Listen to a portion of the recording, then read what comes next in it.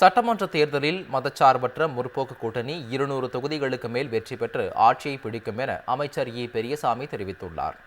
திண்டுக்கல் மாவட்டம் நத்தம் சட்டமன்ற தொகுதியில் திமுக தலைமையிலான மதச்சார்பற்ற முற்போக்கு கூட்டணியின் வேட்பாளர் அறிமுக மற்றும் செயல் வீரர்கள் கூட்டம் நடைபெற்றது.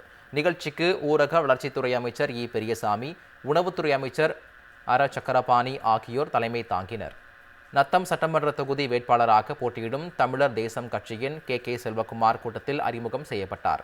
நிகழ்ச்சியில் உரையாற்றிய அமைச்சர் இ. பெரியசாமி, எல்லோருக்கும் எல்லாம் என்ற உயரிய நோக்குடன் திட்டங்களை செயல்படுத்திய அரசு திராவிட மாடல் அரசு என பெருமிதம் தெரிவித்தார்.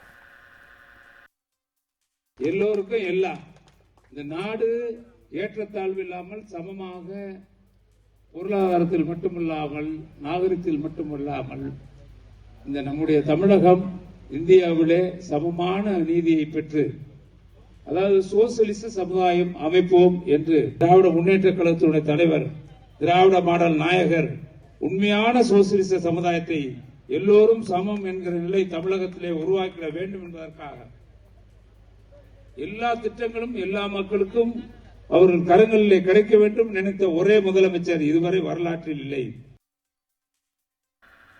முன்னதாக பேசிய அமைச்சர் சக்கரபாணி, நத்தம் தொகுதியில் நிறைவேற்றப்பட்ட திட்டங்களை பட்டியலிட்டு சொன்ன வாக்குறுதிகளையும் சொல்லாத பல திட்டங்களையும் நிறைவேற்றி காட்டியவர் முதலமைச்சர் மு. ஸ்டாலின் என பெருமிதம் தெரிவித்தார்.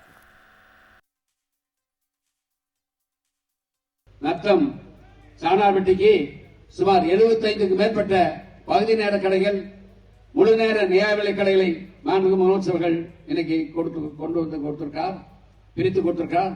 அதோடு ரேஷன் கார்டு எத்தனை பேருக்கு கேட்டாலும் அத்தனை பேருக்கு கொடுத்திருக்கிறோம். இங்கே மகளிர் உரிமை தொகை பொறுத்தவர்களை சொன்னார்கள்.